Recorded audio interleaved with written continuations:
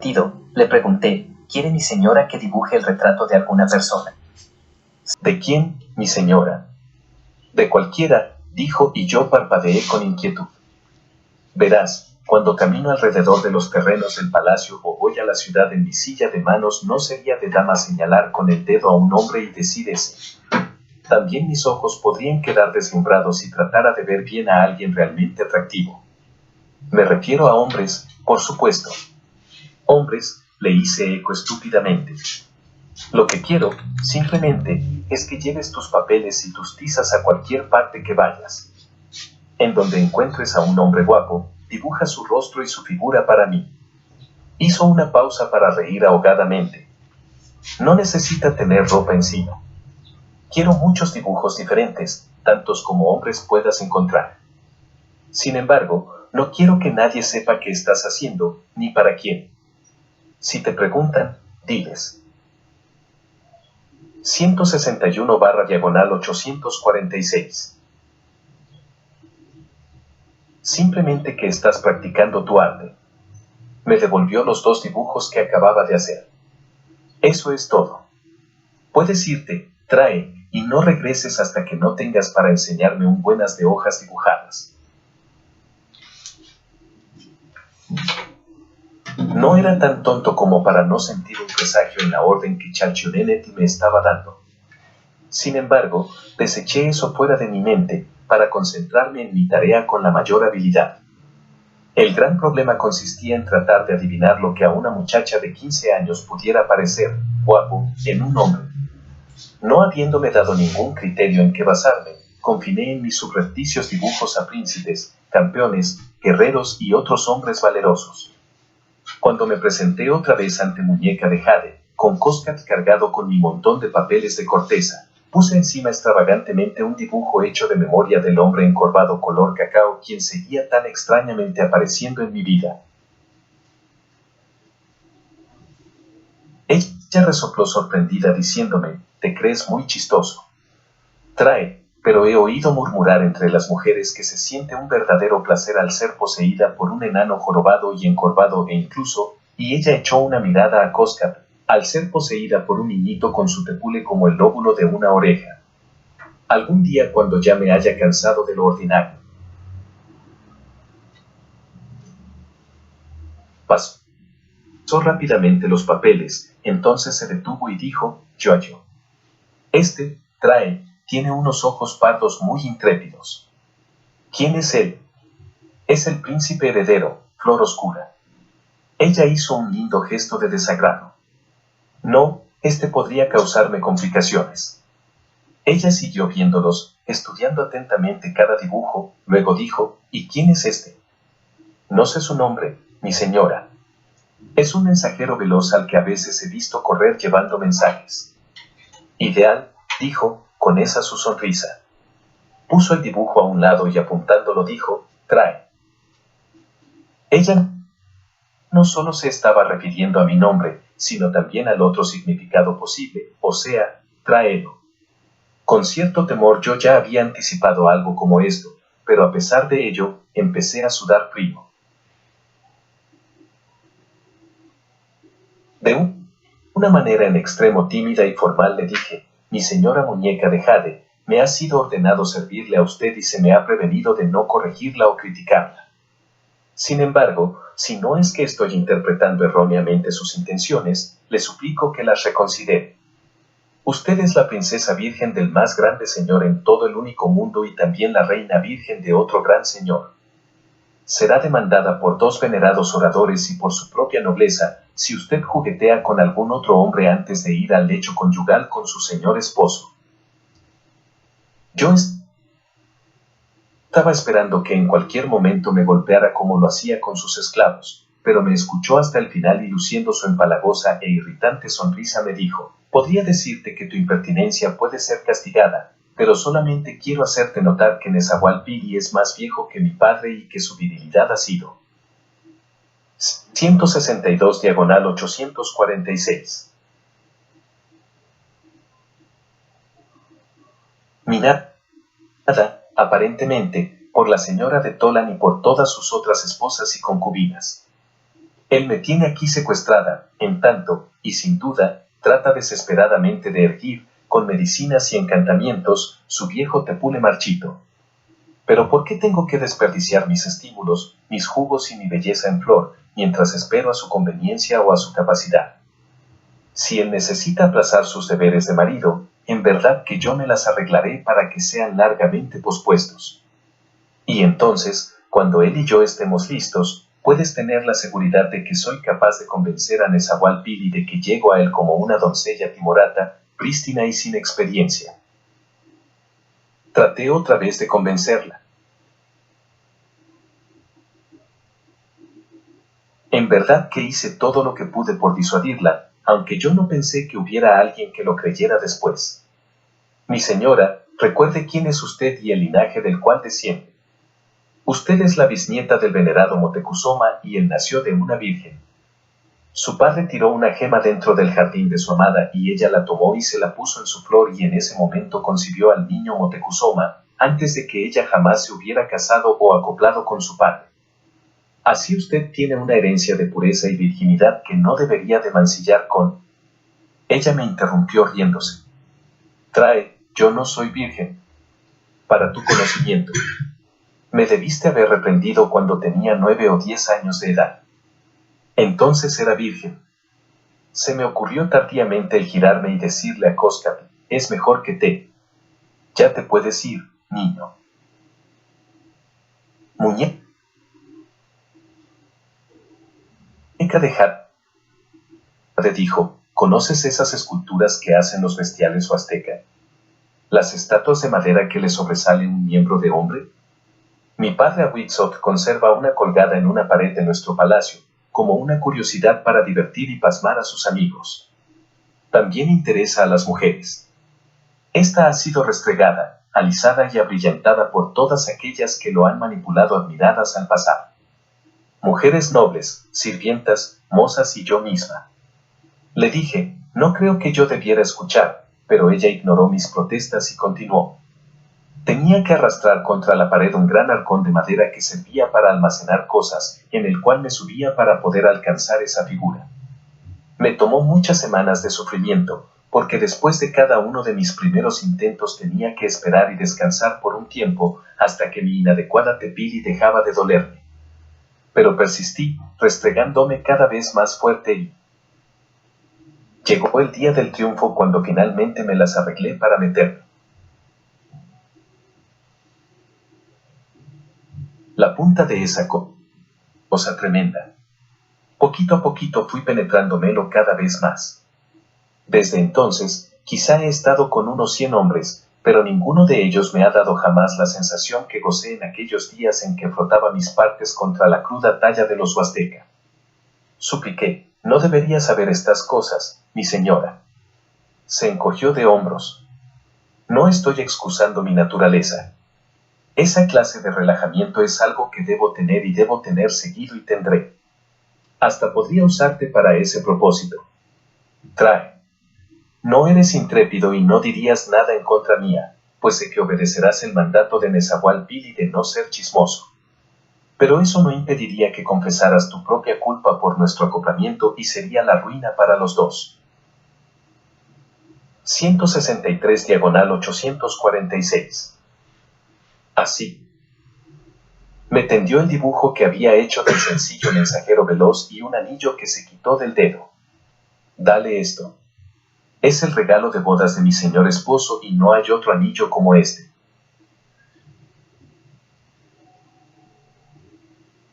Era de oro rojo con una gran esmeralda de valor incalculable.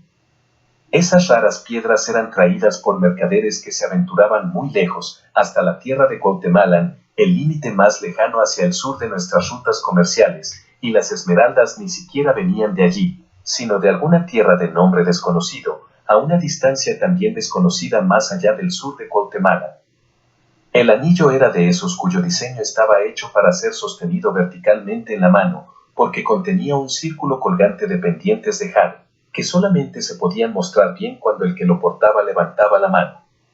El anillo estaba hecho a la medida del dedo de en medio de muñeca de jade.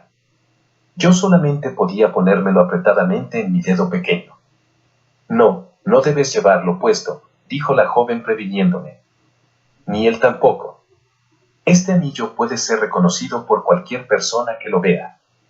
Es solamente para que él lo lleve escondido y lo muestre al guardia de la puerta esta medianoche. A la vista del anillo el guardia lo dejará pasar. Pizzano estará esperando un poco adentro para conducirlo hasta aquí. ¿Esta noche? Dije. Pero debo encontrarlo antes, mi señora. Quizás haya sido enviado con algún mensaje. ¿Y quién sabe a dónde? Esta noche, dijo ella. Ya he estado por bastante tiempo privada de eso. No sé lo que Chalchunenet me hubiera hecho de no haber podido encontrar al hombre, pero pude localizarlo y me acerqué a él como si yo fuera un joven noble y le llevara un mensaje para ser entregado por él. Deliberadamente, no le di mi nombre, pero él me dijo, yo soy Yeyak Netstream, a las órdenes de mi señor. A las órdenes de una señora, le corregí. Ella desea que te presentes a medianoche en el palacio para atenderla. Él me miró preocupado y dijo, es muy difícil llevar un mensaje corriendo a cualquier distancia en la noche, mi señor. Pero entonces su mirada cayó sobre el anillo que tenía en la palma de mi mano y abriendo mucho los ojos dijo, por esa señora, por supuesto que sí. Ni la medianoche o mi clan podrían impedirme hacerle un servicio. Este es un servicio que requiere discreción, dije con un sabor amargo en la boca. Enseña este anillo al guardia de la puerta para que te deje pasar. Oigo y obedezco, mi señor. Estaré allí. Y sí estuvo. Yo permanecí despierto, escuchando detrás de la puerta hasta que oí a Pizzar, que guiaba a Yeyak Netstream, llamar con las puntas de los dedos a la puerta del otro lado del corredor. Después de eso no oí nada más, así es que no supe cuánto tiempo estuvo ni cómo se fue. Y no quise volver a escuchar sus siguientes visitas, así es que no supe cuántas fueron. Sin embargo, pasó un mes antes de que Muñeca de Jade, bostezando aburrida, me pidiera que empezara a dibujar nuevos retratos, así es que aparentemente Yeyak Netstream la satisfizo por ese espacio de tiempo. Como el nombre del mensajero veloz significaba apropiadamente piernas largas, quizá también estuviera bien dotado de algún otro miembro. 164 diagonal 846. Aunque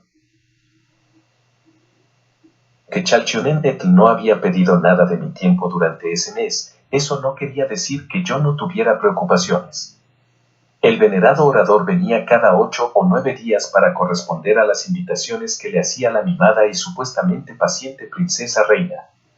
Con frecuencia, yo tenía que estar presente en las habitaciones y me esforzaba por no sudar visiblemente en esas entrevistas. Solo me preguntaba el por qué, en nombre de todos los dioses, Nezahualpilli no podía notar o darse cuenta de que estaba casado con una mujer madura y lista para ser saboreada inmediatamente por él. O por cualquier otro hombre. Todos los joyeros que trabajan el jade dicen que este mineral es fácil de encontrar entre las piedras comunes del campo, porque proclama su propia presencia y actividad. Ellos dicen que solo se tiene que ir al campo cuando empieza a salir el sol y se pueden ver varias piedras aquí o allá que están exhalando un lánguido pero inconfundible vapor que anuncia orgullosamente, hay jade dentro de mí. Ven y tómalo. Como la preciada piedra de la cual lleva su nombre, Muñeca de Jade emanaba un indefinible nimbo, esencia o vibración que decía a cada hombre, aquí estoy. Ven y tómame. ¿Podría ser que el Hueytlatoani fuera el único hombre en toda la creación que no sintiera sus ardores y su disposición? ¿O sería realmente impotente como decía la joven reina? No. Cuando los vi y los escuché juntos, comprendí que él estaba manifestando una consideración caballerosa y reprimiéndose. Pues Muñeca de Jade en su reluctante perversidad de tener solo un amante, había hecho que él no viera a la doncella casadera y núbil, sino a una adolescente delicada e inmadura que en último momento había sido dada en un matrimonio político. Durante sus visitas no era la Muñeca de Jade que también conocíamos sus esclavos y yo, y también presumiblemente Yeyak Netstream. Llevaba vestidos que escondían sus curvas provocativas y que la hacían tan delgada y frágil como una niña. De algún modo ella suprimía esa aureola de flagrante sexualidad, por no mencionar su usual arrogancia e irascibilidad. Jamás usó en aquellos momentos el rudo apodo de Trae, cuando se refería a mí.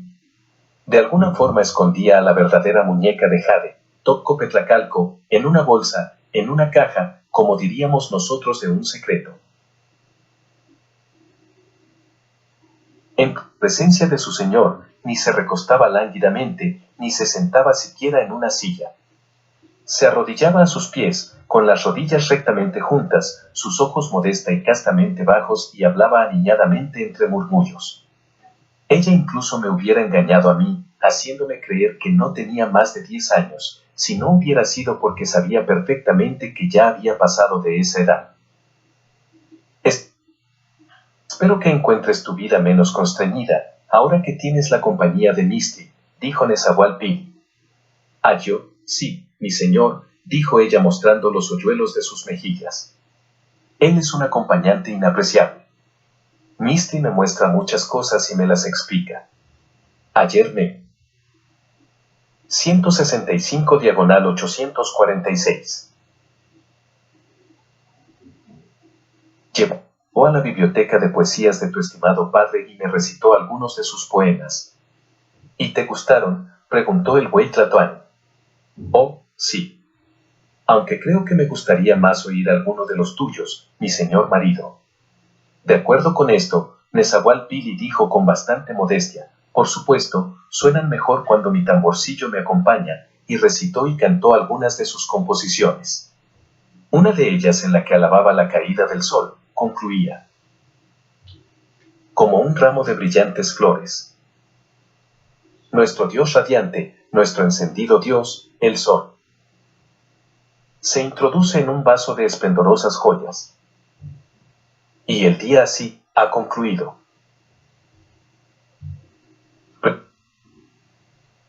Precioso, suspiró Muñeca de Jade. Me hace sentir un poco melancólica. ¿La puesta del sol?, preguntó Nezahualpilli. No, mi señor. El mencionar a los dioses. Yo sé que con el tiempo llegaré a familiarizarme con todos los de tu pueblo, pero mientras tanto, no tengo aquí conmigo ninguno de mis viejos dioses a los que estoy tan acostumbrada. Sería impertinente si te pidiera permiso, mi venerado esposo, para poner en estas habitaciones algunas estatuas de mis dioses familiares favoritos. Mi querida muñequita, dijo él con indulgencia, puedes hacer o tener todo lo que te haga feliz, para que no eches de menos tu hogar. Te mandaré a Pisquiti, el escultor que reside en el palacio, y tú le darás instrucciones para que talle aquellos dioses que tu querido corazón desea. Cuando en esa ocasión Nezahualpilli dejó las habitaciones, me hizo una seña para que lo acompañara. Fui, aunque silenciosamente, ordenándoles todavía a mis poros mojados que dejaran de sudar, porque estaba completamente seguro de que Nezahualpilli me iba a preguntar acerca de las actividades de Chalchionenetl, cuando ella no estaba visitando las bibliotecas. Mas con gran alivio de mi parte, el venerado orador me preguntó acerca de mis propias actividades. ¿No es para ti una gran carga, Topo, dedicar tanto tiempo a tu señora hermana?, me preguntó con amabilidad. No, mi señor, mentí. Ella es muy considerada ya que no se entremete en mi tiempo de estudio. Es solamente en las tardes cuando conversamos o paseamos alrededor del palacio o vagamos por la ciudad.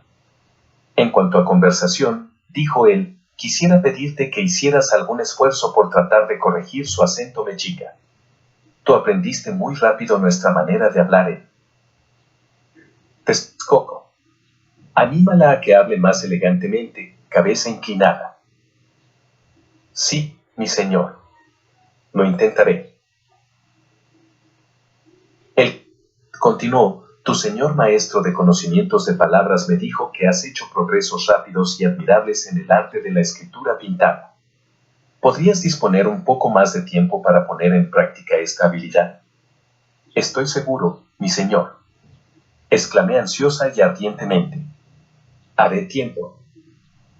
166/846. Y así, al fin inicié mi carrera de escribano y fue en gran parte gracias al padre de Muñeca de Jade, Ahuitzotl. Inmediatamente después de haber sido coronado como Huey Tlatoani de Tenochtitlán, Ahuitzotl había demostrado dramáticamente sus hazañas como gobernante, declarando la guerra a los huasteca de la costa noreste. Conduciendo personalmente un ejército combinado de Mexica, Acolo y Tecpaneca, atacó y ganó la guerra en menos de un mes. Los ejércitos trajeron mucho botín y las tierras conquistadas tuvieron, como siempre, que pagar el tributo anual. El saqueo y la recaudación del tributo eran divididos entre las tres alianzas como se acostumbraba, 2/5 partes para Tenochtitlán, 2/5 partes para Texcoco y 1/5 parte para Tlacopan. El trabajo que Nezahualpilli me encargó era dibujar en el libro de cuentas las partidas del tributo recibido y esperado de los huasteca, y también dar entrada a varios artículos como turquesas, cacao, mantos, faldas, blusas de algodón y algodón en crudo, que debía anotar en otros libros en donde se llevaban las cuentas de las mercancías de los almacenes de Texcoco. Era una tarea con la que ejercitaba dos conocimientos, la aritmética y la escritura pintada, y me lancé a ese trabajo con gran placer y la consciente determinación de hacerlo bien.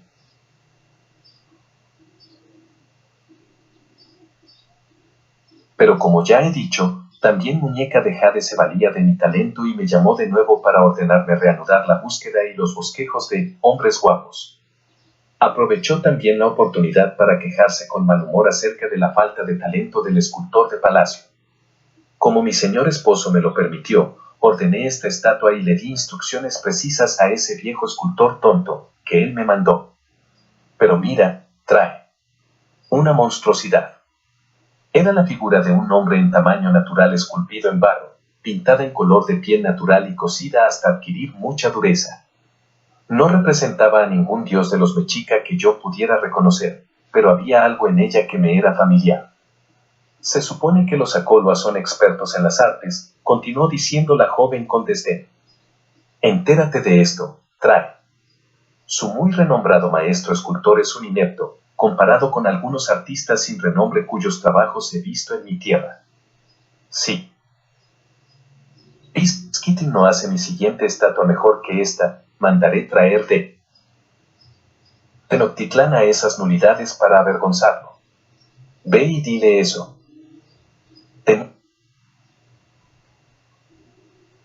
Tenía la sospecha de que la joven señora solamente estaba preparando alguna excusa para poder importar no a unos artistas, sino a algunos de sus amantes anteriores que recordaba con afecto. Sin embargo, como ella me lo mandó, fui a ver al escultor, a quien encontré en su estudio de palacio. Había gran estrépito producido por los martillos y los cinceles de sus estudiantes y aprendices, y por el rugido del fuego del horno. Así es que necesité gritar para que él pudiera oír las quejas y la amenaza de Muñeca de Jade. Hice lo mejor que pude, dijo el anciano artista.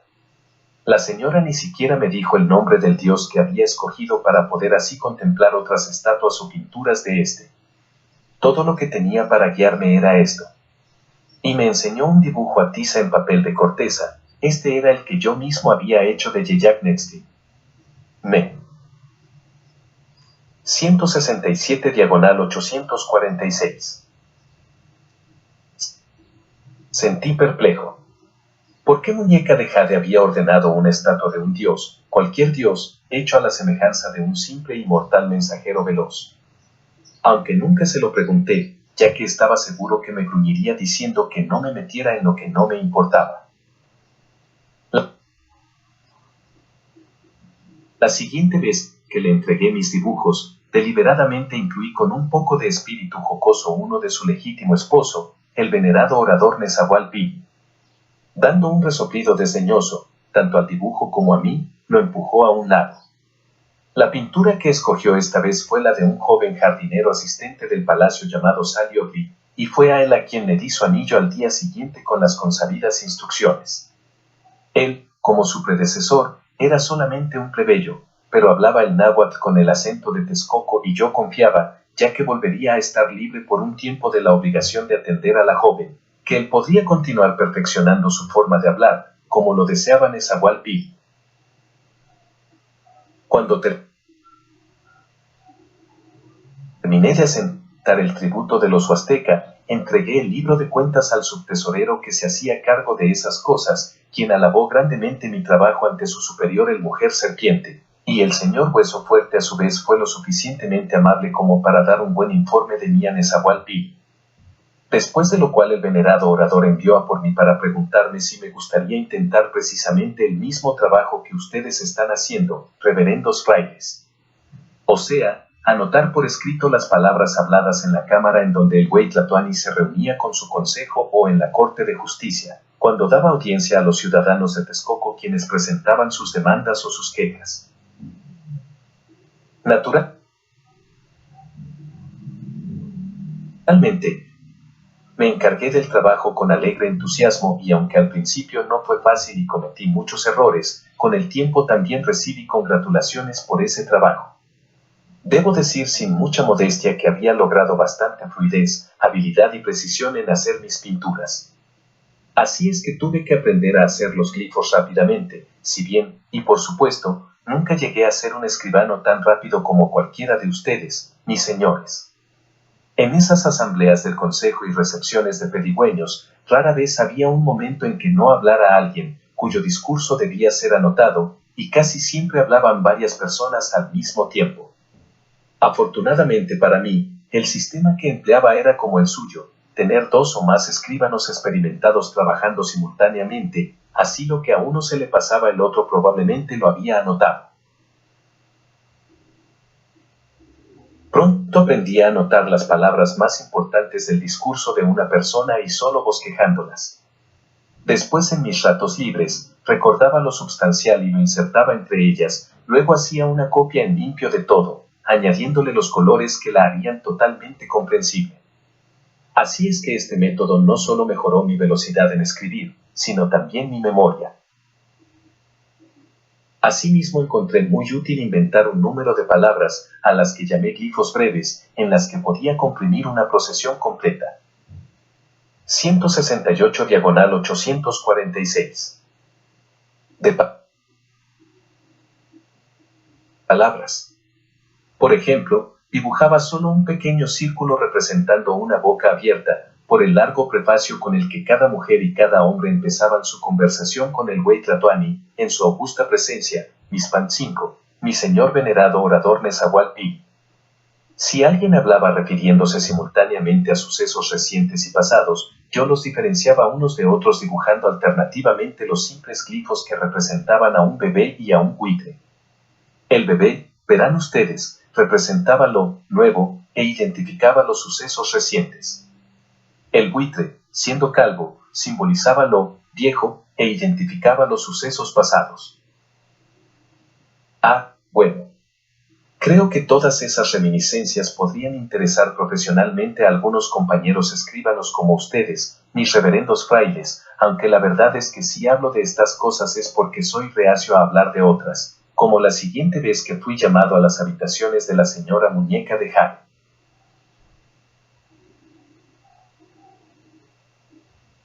Necesito otra cara nueva, me dijo abruptamente, si bien los dos sabíamos que no era cualquier cara la que exigía. Y no quiero esperar mientras tú coleccionas una nueva serie de dibujos. Déjame ver otra vez los que ya tienes hechos. Se los llevé y ella los hojeó rápidamente, dándoles una simple mirada hasta que cogiendo uno dijo, ¿Quién es? Un esclavo que vi cerca de palacio, le dije. Creo que está empleado como portador de literas. Trae, ordenó, entregándome el anillo de esmeralda. Mi señora, protesté. ¿Un esclavo? No soy demasiado melindrosa cuando tengo urgencia, dijo. Además, los esclavos generalmente son muy buenos. Los desgraciados no osan negarse a cumplir ni las más humillantes demandas que se les haga. Sonrió con su dulzona sonrisa. Y cuanta menos espina dorsal tenga un hombre, más podrá contorsionarse como un reptil y retorcerse sobre sí mismo.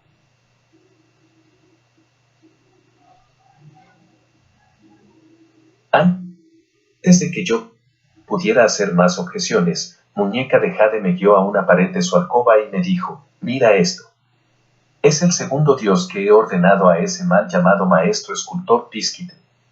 Ese no es un dios, dije, estupefacto, mientras miraba fijamente la nueva estatua. Ese es el jardinero Salioti, dijo con una voz fría y amenazante, por lo que a ti y a todos los de Texcoco concierne, este es un dios no muy conocido adorado por mi familia en Tenochtitlán. Pero no importa. Por lo menos tú lo reconociste y apuesto que nadie más lo haría a excepción quizá de su madre. Ese viejo Pisquitl es desesperadamente incompetente. He mandado traer a esos artistas mexica que ya te mencioné. Estarán aquí inmediatamente después del festival de Uchpanixtli. Ve y dile a Pisquiti que quiero que prepare un estudio separado y privado para ellos, con todos los materiales que puedan necesitar. Después encuentra a ese esclavo y dale mi anillo y las instrucciones usuales. Cuando me enfrenté de nuevo con el viejo escultor, dijo malhumoradamente, solo puedo volver a insistir que hice lo mejor que pude con el dibujo que me dieron. Por lo menos esta vez también me dio. 169 diagonal 846.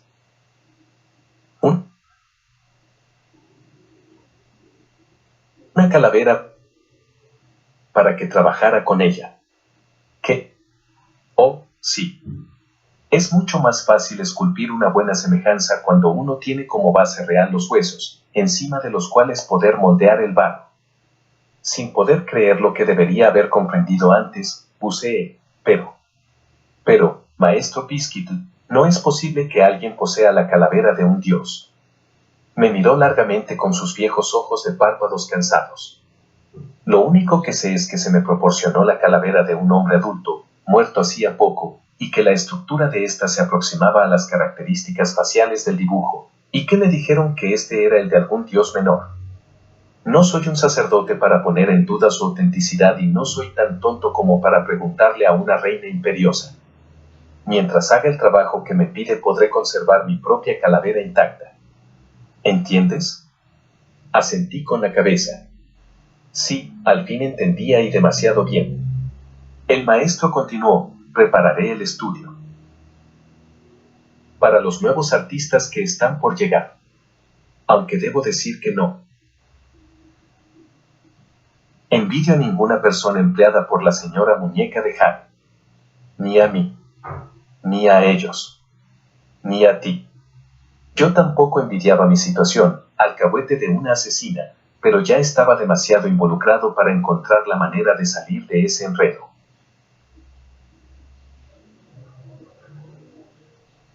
Fui y encontré al esclavo cuyo nombre era Niesweyot, que en la patética y presuntuosa forma de los nombres de los esclavos quería decir, yo seré de la grandeza. Aparentemente no pudo sobrevivir a su nombre, porque no pasó mucho tiempo antes de que Muñeca de Jade me volviera a llamar. Tenías razón, trae, dijo. Un esclavo puede ser un error. Aquel efectivamente empezó a imaginarse a sí mismo como un ser humano. Ella se rió. Bien, será un dios en poco tiempo, que es más de lo que jamás habría esperado. Pero esto me ha hecho darme cuenta de algo. Mi señor esposo puede empezar a preguntarse, eventualmente, por qué nada más tengo estatuas de dioses en mis habitaciones. Debería tener por lo menos una diosa. La última vez que me enseñaste tus dibujos, vi el de una mujer muy bella. Ve y tráemelo.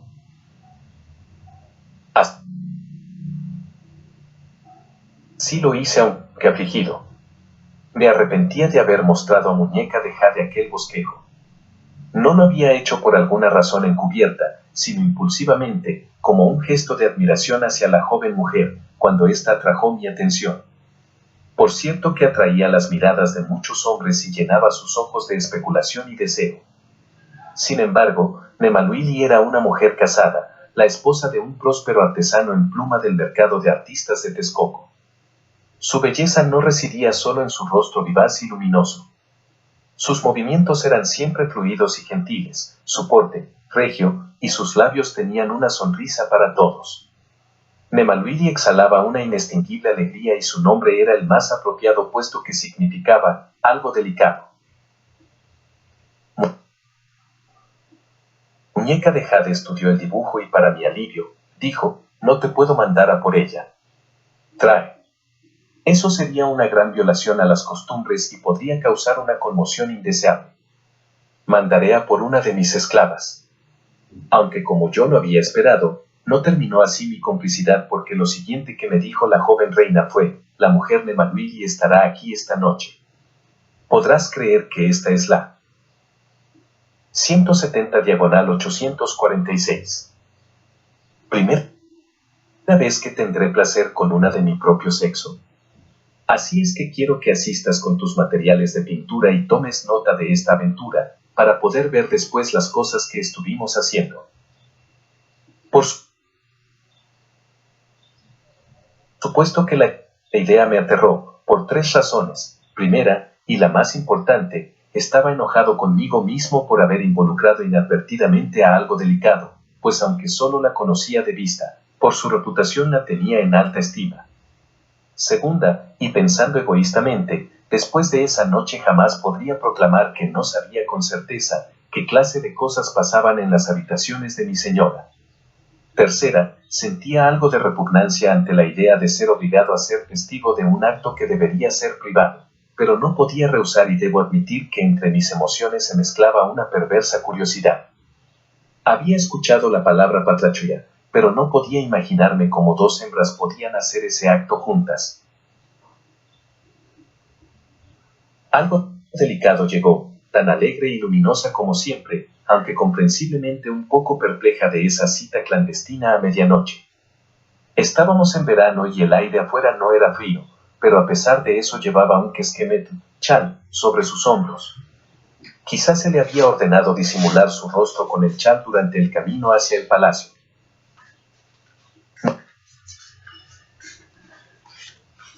Mi señora, dijo cortésmente, inquiriendo con la mirada primero a la reina y luego a mí, que estaba sentado con un montón de hojas de papel de corteza sobre mis rodillas.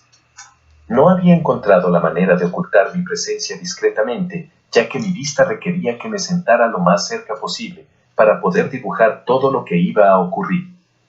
No hagas caso del escribano, dijo Muñeca de Jade. Solo préstame atención a mí. Primero quiero estar segura de que tu marido no sabe nada acerca de esta visita. Nada, mi señora. Él estaba durmiendo cuando lo dejé.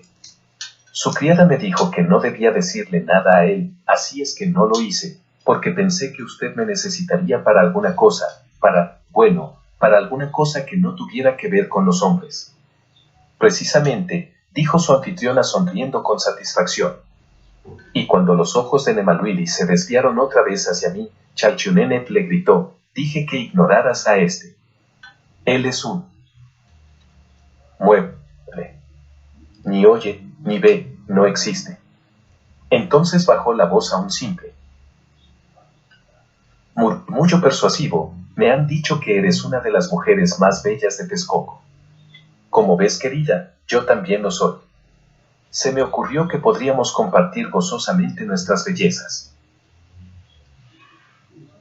Y al mismo tiempo y con sus propias manos le quitó el keskemet a Nemaluili. Por supuesto, la visitante se mostró sorprendida de que la reina personalmente le quitara su chal. Sin embargo, su expresión cambió a un desconcertante sobresalto cuando Muñeca de Jade le levantó la larga blusa por encima de su cabeza y quitándosela la dejó desnuda de la cintura para arriba. Solo sus grandes ojos se movían. Rápidamente se volvieron otra vez hacia mí, como los de una sierva asustada que balando suplica ayuda a 171/846. Uno de los cazadores que la cercan. Pero yo pretendí no ver, hice que mi cara se viera impasible. Aparentemente tenía los ojos puestos en el dibujo que acababa de empezar y no creo que Nemaluili me volviera a ver. Desde ese momento, ella evidentemente se las arregló para hacer lo que se le había pedido, creer que yo no estaba presente, más aún, que no existía. Yo creo que si la pobre mujer no hubiera sido capaz de borrarme de su conciencia, se hubiera muerto de vergüenza esa misma noche. Mientras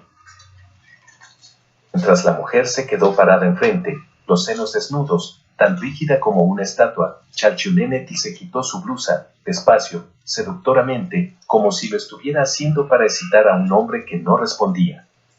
Entonces se acercó hasta que los dos cuerpos casi se tocaron. Algo delicado era quizá 10 años mayor que la reina niña y más alta, como la anchura de una mano. Sí. Y, dijo Muñeca de Jade, tus pechos son muy hermosos. Excepto que, y simuló hacer pucheros de desilusión, tus pezones son tímidos, se mantienen plegados hábilmente. ¿Es que no pueden empujarse hacia afuera como los míos? Ella se paró de puntillas, con la parte superior de su cuerpo un poco hacia adelante y exclamó, mira, ellos se tocan exactamente, querida. ¿Se podría acomodar también el resto de nuestros cuerpos? Apretó sus labios contra los de Nemaluil. La mujer no cerró los ojos ni cambió la expresión de su rostro en lo más mínimo, pero las mejillas de Muñeca de Jade se hundieron. Después de un momento, echó su cara hacia atrás solo lo suficiente como para decir con deleite, ah, mira. Tus pezones pueden crecer. Lo sabía. ¿No los sientes desdoblándose sobre los míos? Se inclinó hacia adelante para poder probar otro beso y esta vez algo delicado y cerró los ojos, como si tuviera miedo de que algo involuntario pudiera mostrarse en ellos.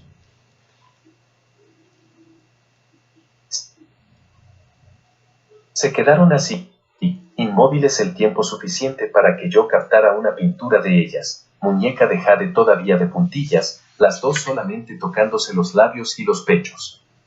Luego la muchacha movió los dedos hasta buscar la falda de la mujer y hábilmente la desabrochó, de modo que ésta cayó al piso. Yo estaba lo suficientemente cerca como para poder ver la perceptible crispación de sus músculos, cuando apretó sus largas piernas de una manera protectora. Después de un momento Muñeca de Jade desabrochó su propia falda y la dejó caer a sus pies. No tenía nada puesto debajo de ella, de manera que quedó completamente desnuda, a excepción de sus sandalias doradas. Pero cuando apretó todo su cuerpo contra el de algo delicado, se dio cuenta de que la mujer, como cualquier mujer decente, todavía llevaba puesto su tzotzomátli, ropa interior. Chalchionenetl dio un paso atrás y la miró con una mezcla de diversión, cariño y ligero enojo, y le dijo dulcemente, no te quitaré esa última ropa, Nemaluil. Ni siquiera te pediré que lo hagas. Haré que lo desees. La joven reina tomó la mano de la mujer y tiró de ella con fuerza haciéndola caminar y cruzaron la habitación hacia la gran cama. 172 diagonal 846. Endoselada de suaves cobertores. Se recostaron sobre ella sin cubrirse y yo me acerqué con mis tizas y mis papeles. Pues, sí, Fray Jerónimo, hay más. Después de todo, yo estaba allí, lo vi todo y no he olvidado nada. Por supuesto que si así usted lo desea, queda disculpado de oír esto. Permítanme decirles al resto de ustedes, que se quedaron, señores escribanos, que he sido testigo de diversas violaciones durante mi vida. He visto a nuestros soldados y a los suyos atacar violentamente a las mujeres cautivas. Pero en toda mi vida jamás he visto a una hembra ser violada tanto en su alma como en sus partes sexuales, como lo fue algo delicado. Violada tan insidiosa, tan cabal y espantosamente por Muñeca de Jade. Y lo que más se ha grabado en mi memoria, resaltándolo completamente más que cualquier otra violación hecha por un hombre a una mujer, fue el hecho de que la joven manipuló a la mujer casada no por la fuerza o por una orden, sino con suaves toqueteos y caricias hasta que finalmente llevó a algo delicado a un punto de paroxismo, que después del cual ya no fue responsable de su conducta. Creo que sería apropiado decir aquí que, cuando nosotros hacemos mención acerca de la seducción de una mujer, en nuestro lenguaje decimos, la acaricio con flores. La mujer se quedó indolente e indiferente por un rato y solo se movía Muñeca de Jade, utilizando solamente sus labios, la lengua y las simples yemas de sus dedos. Los usó en los párpados cerrados de Nemaluil y en sus pestañas, en los lóbulos de sus orejas, en el hueco de su cuello, en medio de sus pechos, a lo largo y a lo ancho de su cuerpo expuesto, en el hoyuelo de su ombligo, de arriba abajo de sus piernas. Repetidas veces usó la punta de su dedo o de su lengua para trazar lentas espirales alrededor de los senos de la otra mujer, antes de pellizcar al fin y de lamer los endurecidos y erectos pezones. No volvió a besar apasionadamente a Nemaluili, pero entre sus otras actividades daba lengüetazos atormentadores a través de la boca cerrada de la mujer. Y gradualmente los labios de Nemaluili, como sus tetas, se pusieron hinchados y rubicundos. Su piel de color cobre pálido, al principio lisa, se puso por todas partes como piel de ganso y empezó a temblar en varias partes. Muñeca de jade ocasionalmente cesaba sus manipulaciones y apretaba fuertemente contra algo delicado su cuerpo convulsionado. Nemaluili, aun con los ojos cerrados, no podía evitar sentir y saber lo que le estaba pasando a la joven. Solamente una estatua de piedra se hubiera quedado quieta sin sentirse afectada por ello, pero a una mujer más virtuosa, reacia y asustada no es ninguna estatua. Cuando Muñeca de jade se detuvo de nuevo y empezó a temblar desvalidamente, algo delicado emitió un sonido parecido a un arrullo, como una madre hubiera podido hacerlo con un niño angustiado. Movió las manos para levantar de su pecho la cabeza de Chalchionenetl y la llevó a su cara, y por primera vez le plantó un beso. Sus besos obligaron a los de la joven. 173/846. A abrirse y sus mejillas se ahuecaron profundamente, y un lloriqueo amortiguado salió de ambas bocas que estaban aplastadas una contra la otra. Sus cuerpos palpitaron juntos y en ese momento Nemaluili dejó caer una de sus manos para arrancarse su ropa íntima. Después de eso, algo delicado se quedó otra vez tranquila y cerró sus ojos de nuevo, mordió la parte de atrás de su mano, lo cual no evitó que se le escapara un sollozo. Cuando su jadeo aminoró, Muñeca de jade empezó a moverse otra vez y era la única que lo hacía en la cama de cobijas arrugadas. Como en esos momentos Nemaluili estaba también desnuda, todas sus partes estaban expuestas vulnerablemente y Muñeca de jade tenía a su disposición más lugares en donde centrar su atención. Durante un tiempo, algo delicado mantuvo las piernas bien apretadas, pero luego, lentamente, como si no tuviera nada que ver con ello, dejó que sus músculos se aflojaran y que sus piernas se relajasen y se abrieran un poco, un poquito más.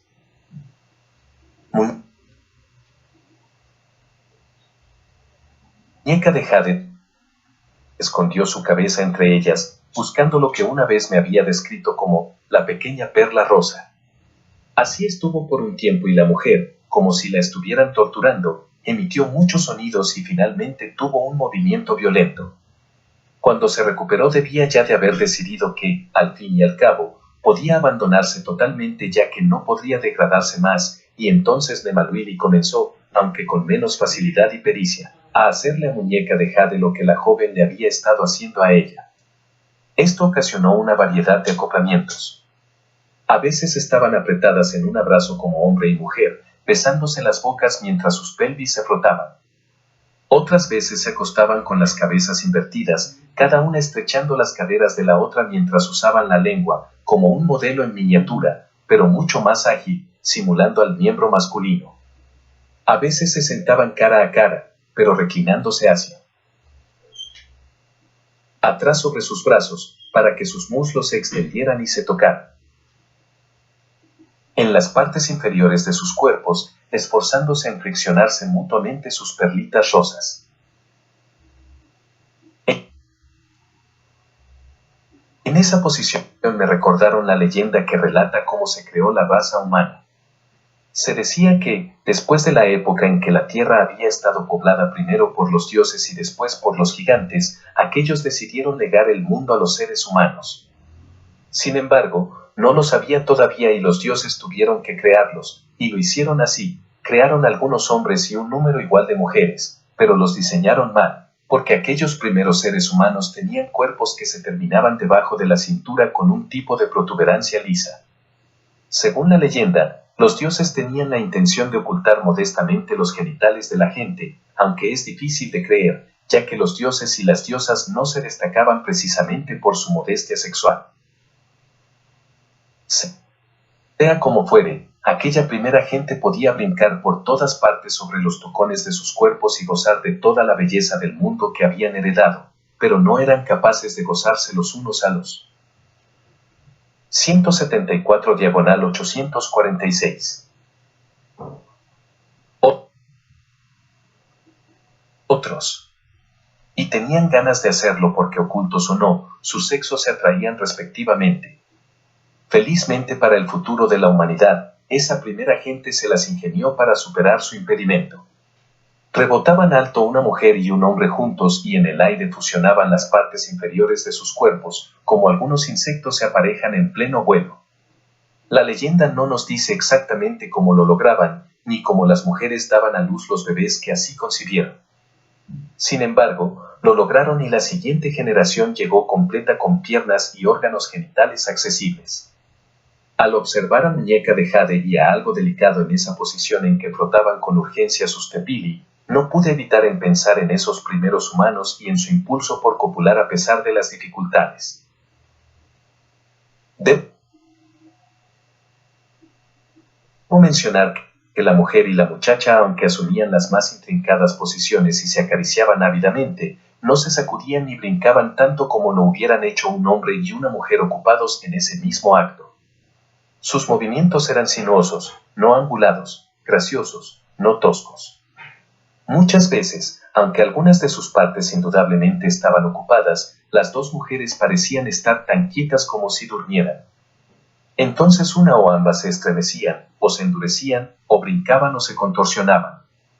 Perdí la cuenta, pero sé que las dos llegaron aquella noche a muchas más culminaciones de lo que cualquiera de ambas hubiera podido lograr con el hombre más varonil e infatigable. En medio de esas pequeñas convulsiones, se quedaban en varias posturas el tiempo suficiente como para que yo hiciera muchos dibujos de sus cuerpos, separados o entrelazados. Si algunas de las pinturas estaban manchadas o dibujadas con una línea temblorosa, no fue por culpa de las modelos, excepto en cuanto a que sus actividades agitaban al artista. Yo tampoco era una estatua. Varias veces, observándolas fui atormentado por estremecimientos simpáticos y 2 veces mi miembro ingobernable. También nos deja precipitadamente Fray Domingo. Es curioso ver cómo un hombre puede ser afectado adversamente por algunas palabras y otros hombres por otras. Creo que las palabras evocan diferentes imágenes en distintas mentes. Incluso en las de los escribanos impersonales, quienes tienen por deber oírlas solo como sonidos y registrarlas solamente como marcas en el papel. Quizá por eso, debo refrenarme y no relatar con detalle todas las demás cosas que hicieron la muchacha y la mujer durante aquella larga noche. Bueno, finalmente se separaron, exhaustas, y se quedaron respirando profundamente una al lado de la otra. Sus labios y tepili, partes, estaban excesivamente hinchadas y rojas, sus pieles brillaban con sudor, saliva y otras transpiraciones, y sus cuerpos estaban moteados como la piel del jaguar por las marcas de mordiscos y de besos. Silenciosamente me levanté de mi lugar al lado de la cama y con manos temblorosas recogí mis dibujos tirados alrededor de mi silla. Cuando me 175 diagonal 846 había retirado a un rincón del cuarto, algo delicado también se levantó y moviéndose fatigada y débilmente, como alguien que apenas se está recuperando de una enfermedad, se vistió lentamente. Evitó mirarme, pero yo podía ver que había lágrimas corriendo por su rostro. «Desearás descansar», le dijo Muñeca de Jade y tiró del cordón campana colocado encima de la cama. «Pizza te conducirá a una habitación privada». Nemaluili todavía lloraba calladamente cuando la adormilada esclava la guió fuera del cuarto.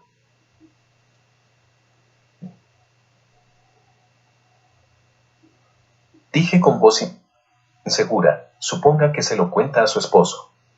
No podría soportar el hacerlo, dijo Muñeca de Jade con seguridad. Y no lo hará. Déjame ver los dibujos. Se los entregué y los estudió minuciosamente, uno por uno. Así es como nos veíamos. Exquisito. Y yo que pensaba que había experimentado todo tipo de Qué lástima que mi señor Nezahualpilli me haya provisto únicamente de sirvientas viejas y feas. Creo que mantendré a mano a algo delicado por bastante tiempo. Me sentí indeciblemente feliz de oír eso, porque sabía el destino que le esperaba a la mujer y cuán rápido sería. La muchacha me devolvió los dibujos, luego se estiró y bostezó voluptuosamente. ¿Sabes, Trae? Verdaderamente creo que ha sido lo mejor de todo lo que he gozado desde que utilizaba aquel viejo objeto huasteca.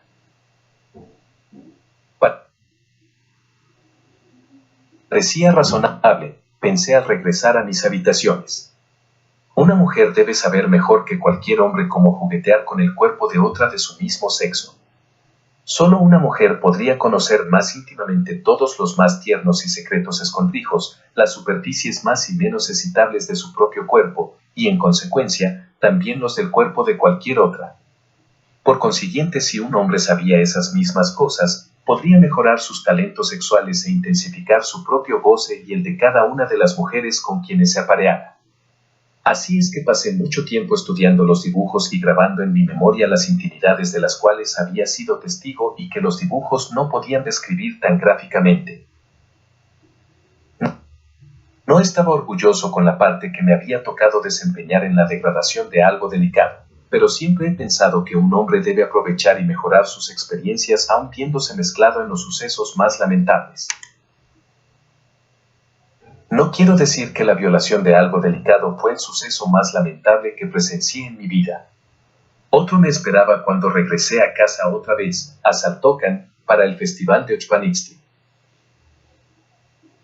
Esta palabra significa el barrido de la calle, y se refiere a los ritos religiosos que se llevaban a efecto en demanda de una extraordinaria cosecha de maíz. El festival se celebraba en nuestro mes 11, aproximadamente a mediados de su mes de agosto, y consistía en varios. 176/846. Ritos complicados que culminaban en el día exactamente ordenado para el nacimiento del dios del maíz, Centeotl. Esta era una época ceremonial completamente entregada a las mujeres. Todos los hombres, incluyendo a la mayoría de los sacerdotes, eran simples espectadores.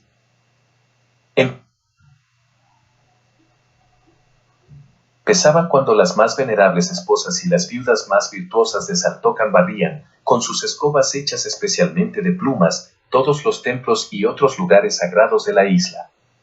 Entonces, bajo la dirección de nuestras mujeres que atendían los templos, todas las demás llevaban a cabo el canto, baile y ejecución de la música durante la noche climática.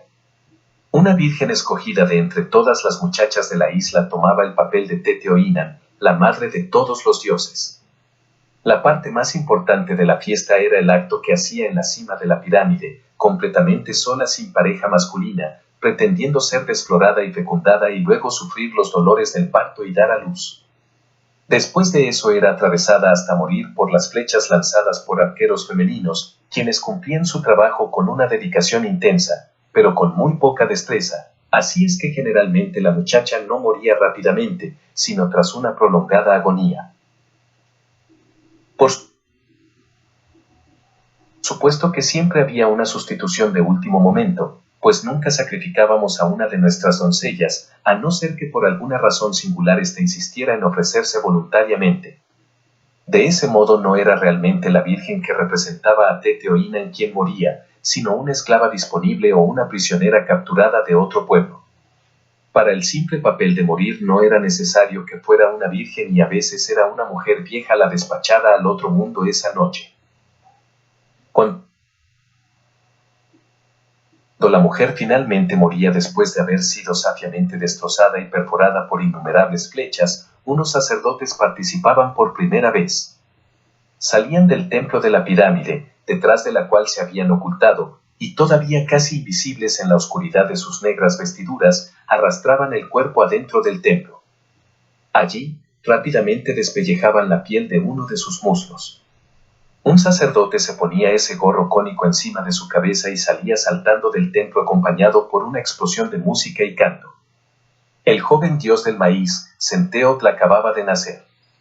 Bajaba brincando las escaleras de la pirámide, juntándose con las bailarinas y todos danzaban el resto de la noche.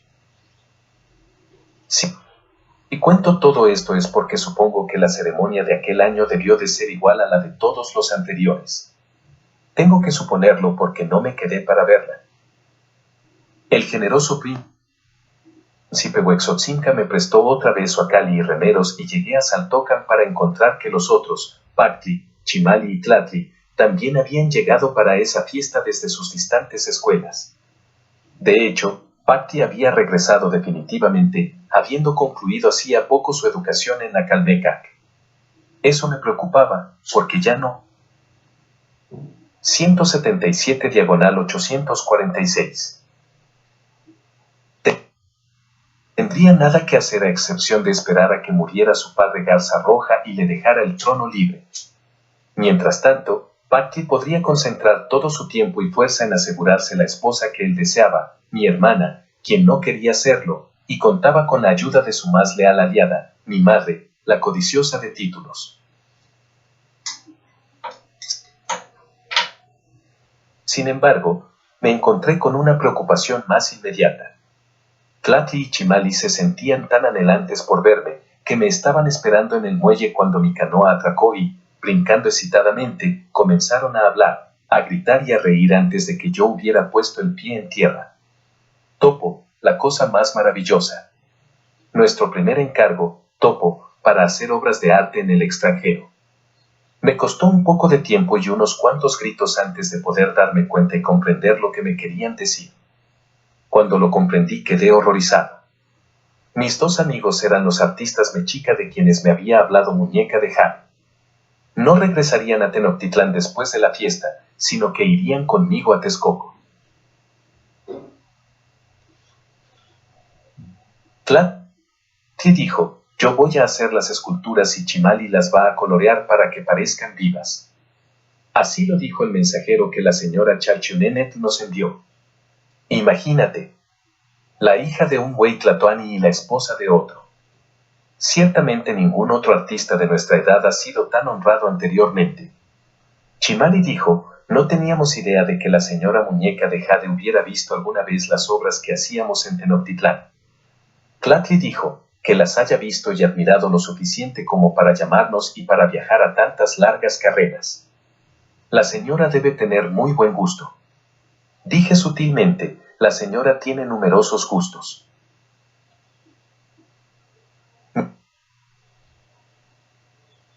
Mis amigos se dieron cuenta de que no compartía su entusiasmo y Chimali me dijo, casi disculpándose, este es nuestro primer trabajo verdadero, Topo. Las estatuas y pinturas que hicimos en la ciudad no eran más que adornos para el nuevo palacio que se está construyendo para Huitzotl, y no estábamos ni mejor vistos ni mejor pagados que los albañiles. El mensaje también decía que nos estaba esperando un estudio particular totalmente equipado. Es natural que estemos contentos. ¿Hay alguna razón para que no sea así? Tlatli dijo, es que la señora es de esa clase de mujeres tiranas que nos va a hacer trabajar hasta morir. Yo podría haberle dicho a Tlatli que lo había expresado sucintamente cuando habló de llegar a trabajar hasta morir, pero en lugar de eso le dije, la señora tiene algunas excentricidades. Hay mucho tiempo para platicar sobre ella. En estos momentos estoy muy cansado por mi propio trabajo. Por supuesto, dijo Tlatli. Permítenos cargar tu equipaje, Topo. Saluda a tu familia. Come y descansa. Y después tienes que contarnos todo acerca de Texcoco y de la corte de Nezahualpí. No queremos aparecer allá como unos ignorantes provincianos. En el camino hacia mi casa, los dos siguieron parloteando alegremente acerca de sus perspectivas, pero yo permanecía silencioso pensando profundamente sobre sus perspectivas. Bien sabía yo que los crímenes. 178 diagonal 846. De Muñeca de Jade serían algún día descubiertos, y cuando eso sucediera Nezahualpili se vengaría de todos los que habían ayudado o encubierto los adulterios de la joven, sus asesinatos para ocultar las infidelidades y las estatuas que se mofaban de los asesinados. Yo tenía la débil esperanza de ser absuelto, ya que había actuado estrictamente según las órdenes de su mismo esposo. Los otros los sirvientes y asistentes habían actuado según las órdenes recibidas de ella. No hubieran podido desobedecerla, pero ese hecho no les ganaría ninguna misericordia de parte del deshonrado Nezahual Pili. Sus cuellos ya estaban adentro del lazo cubierto de guirnaldas. Pizza, el guardián de la puerta, tal vez el maestro Pisquitli pronto Tlatli y Chimal. Mi padre y mi hermana me recibieron calurosamente con grandes abrazos, mi madre con abrazo poco animado, disculpándose con la explicación de que sus brazos estaban debilitados y cansados por haber esgrimido la escoba durante todo el día en diversos templos. Siguió hablando con mucho detalle sobre las actividades de las mujeres de la isla en preparación de la ceremonia de Ochpanistli, poco de lo cual oí, ya que buscaba algún pretexto para alejarme con Tsitsi en busca de algún lugar solitario. No solo estaba ansioso por demostrarle algunas de las cosas que había aprendido observando a Muñeca de Jade y algo delicado, sino que también deseaba contarle mi equívoca posición en la corte de Texcoco y pedirle su consejo sobre lo que debía hacer, si es que se podía hacer algo para evitar la ira inminente de Tlatli y Chimal. La oportunidad nunca llegó. Sobrevino la noche y nuestra madre seguía aún quejándose de la cantidad de trabajo relacionado con el barrido de la calle. La noche negra llegó y con ella los sacerdotes de vestiduras negras. Eran 4 de ellos e iban por mi hermana.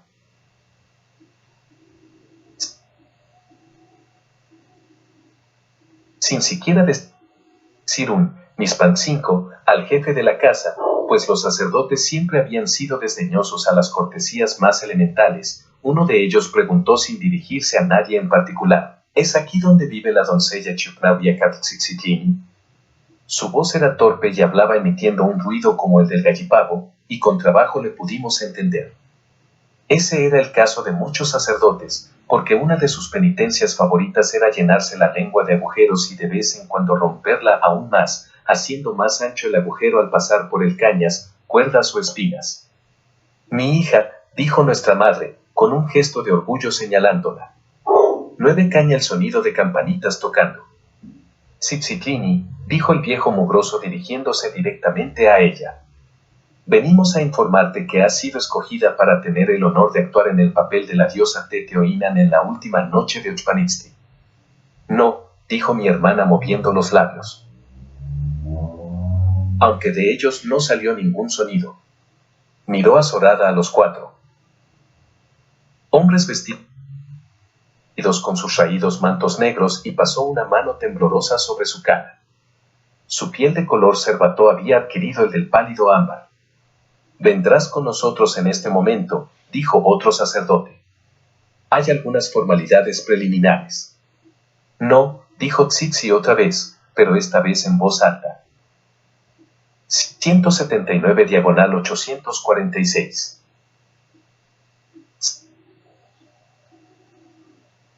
Se giró hacia mí y yo casi me tambaleé por el impacto de su mirada. Sus ojos estaban agrandados por el terror, tan insondablemente negros como los de Muñeca de Jade cuando usaba la droga que dilata la pupila.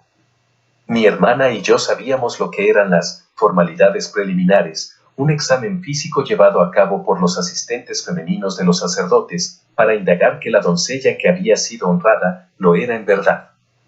Como ya he dicho, Tsitsi conocía los medios para parecer una virgen impecable y convencer al más suspicaz examinador.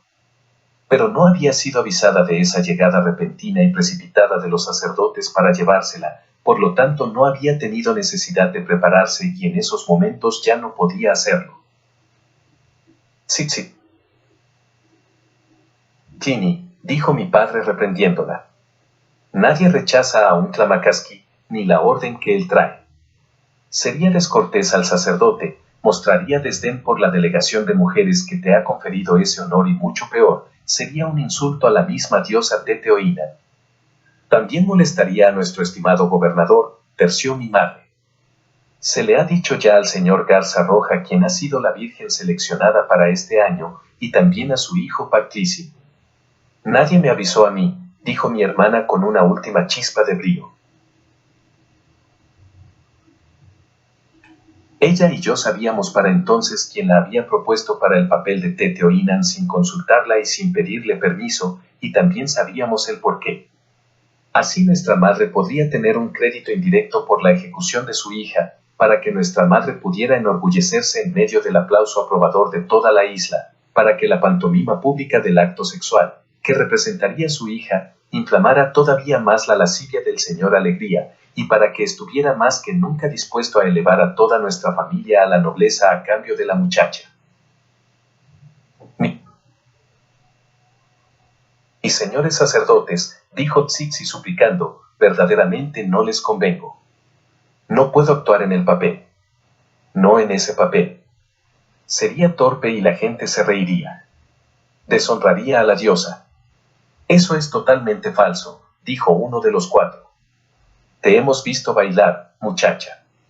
Ven con nosotros en este momento. Los preliminares llevan muy poco tiempo, dijo nuestra madre. Anda, Tzitzi, y cuando regreses discutiremos sobre la hechura de tu traje. Serás la más reluciente Tete Oinan que haya dado a luz al bebé Centeot. No, dijo mi hermana otra vez, pero débil y desesperadamente buscando algún otro pretexto. Es que no es el tiempo adecuado de la luna para mí. No es posible decir no. Ladró uno de los sacerdotes. No hay pretextos aceptables. O vienes muchacha o te llevamos a la fuerza. Ni ella ni yo tuvimos la oportunidad de despedirnos, pues consideramos que estaría ausente solamente por un corto espacio de tiempo. Mientras Tzitzi caminaba hacia la puerta y los cuatro viejos malolientes la rodeaban, me lanzó una última mirada desesperada. Casi me la perdí. 180 diagonal 846. Porque entonces yo miraba alrededor del cuarto buscando un arma o cualquier cosa que pudiera servir como tal. Les juro que si hubiera tenido la macuahuitl de glotón de sangre a mano, me habría abierto paso a cuchilladas a través de los sacerdotes y de mis padres, hierbas malas para ser abatidas, y nosotros dos hubiéramos huido hacia algún lugar seguro, en cualquier parte. Pero no había nada afilado ni pesado a mi alcance y hubiera sido inútil por mi parte atacar desarmado. Para entonces yo ya tenía 20 años y era un hombre, y hubiera podido con los cuatro sacerdotes, pero mi padre, templado por su trabajo, podía haberme detenido sin ningún esfuerzo. Además, habrían sospechado, con toda seguridad, interrogado, verificado y el destino se hubiera vuelto contra de nosotros dos.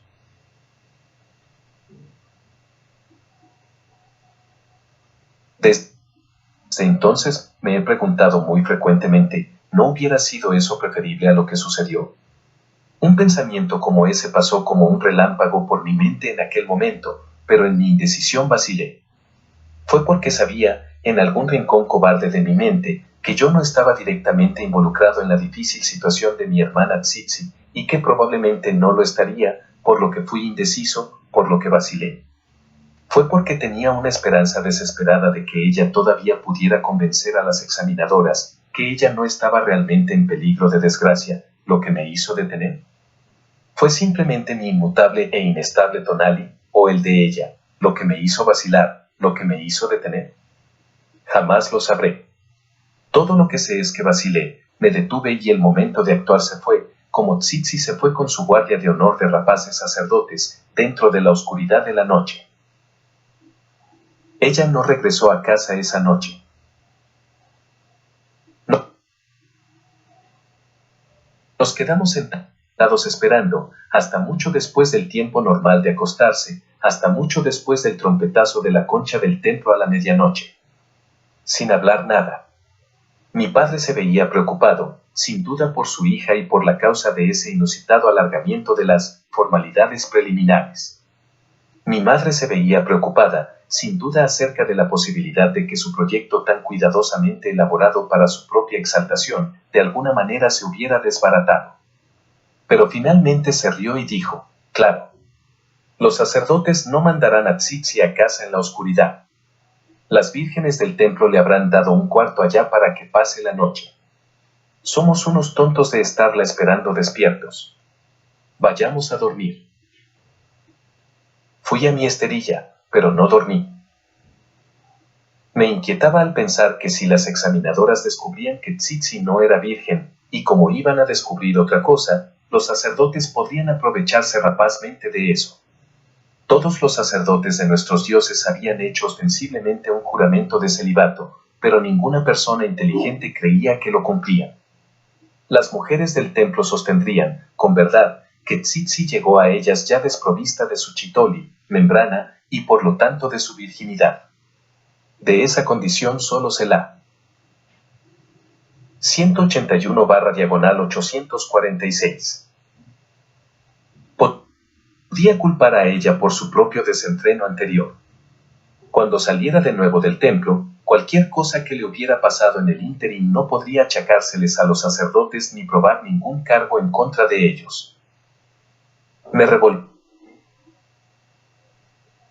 angustiado sobre mi esterilla, imaginando a esos sacerdotes utilizándola durante la noche, uno tras otro, y regocijadamente llamando a todos los demás de los otros templos de la isla. No porque ellos estuvieran hambrientos sexualmente, pues se suponía que usaban a las mujeres del templo a voluntad. Sin embargo, el tipo de mujeres que dedicaban sus vidas al servicio del templo, como ustedes reverendos frailes tal vez hayan observado entre sus propias religiosas, casi nunca eran de facciones o figura como para volver delirante de deseo a un hombre normal. Los sacerdotes debían estar llenos de alegría esa noche al recibir el regalo de carne nueva y joven en la más deseable y bella muchacha de todos Altocan en aquel entonces. Los veía caer como rebaños sobre el indefenso cuerpo de Tsitsi, en tropeles como buitres sobre un cadáver desamparado. Agitándose como buitres, graznando como buitres, con sus garras de buitres, negros como buitres. Observaban también otro juramento, nunca desvestirse en toda su vida después de haber hecho el juramento sacerdotal. Sin embargo, aun violando ese juramento para caer desnudos encima de Tsitsi, sus cuerpos estarían todavía negros, escamosos y fétidos, por no haberse bañado desde que abrazaron el sacerdocio. Tenía la esperanza de que todo fuera producto de mi imaginación febril. Tenía la esperanza de que mi bella y amada hermana no pasara aquella noche como una carroña desgarrada por los buitres. Pero ningún sacerdote habló jamás de su estancia en el templo, ni para afirmar ni para negar mis temores, pues Tsitsi no volvió a casa por la mañana.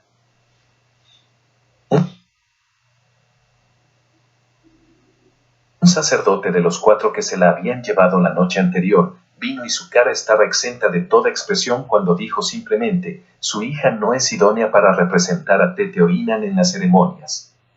En algún momento ha conocido carnalmente por lo menos a un hombre. Yaouyaya. Sollozó mi madre. Esto lo arruina todo.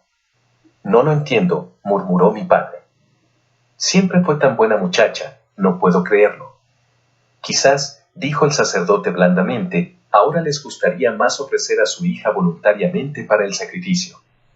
Yo le dije al sacerdote entre dientes, ¿en dónde está ella? Indiferentemente me dijo, cuando las examinadoras la juzgaron incompetente, naturalmente comunicamos al palacio del gobernador que era necesario buscar otra candidata. Al recibir la noticia, el palacio pidió que 9 Caña Tzitzikini fuera llevada allá hoy por la mañana para una entrevista con Patli, dije abruptamente. Estará. Desolado, dijo mi padre, sacudiendo la cabeza con tristeza. Estará. Furioso, tonto. Escupió mi madre. Todos sufriremos su ira a causa de la perra de tu hija. Iré al palacio inmediatamente, dije.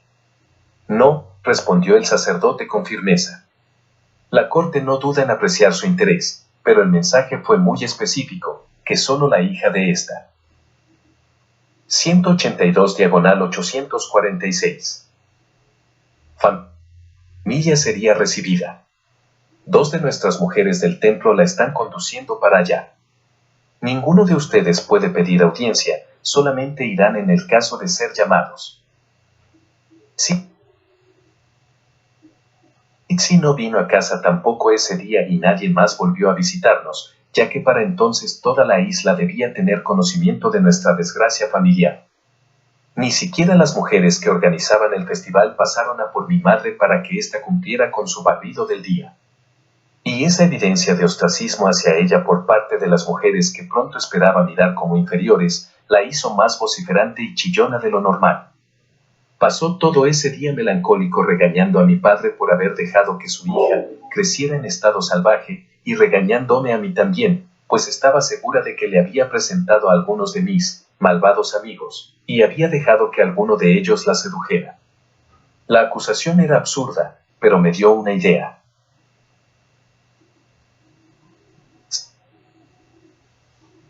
Salí disimuladamente de la casa y fui a buscar a Tlatli y a Chimay. Me recibieron con algo de embarazo y con palabras desmañadas de conmiseración. Dije, uno de vosotros puede ayudar a Tsitsiplini, si quiere. Si hay algo que podamos hacer, por supuesto que lo haremos, dijo Tlatli. Dinos, Topo. Vosotros sabéis cuánto tiempo el insufrible Pactli ha estado acosando a mi hermana.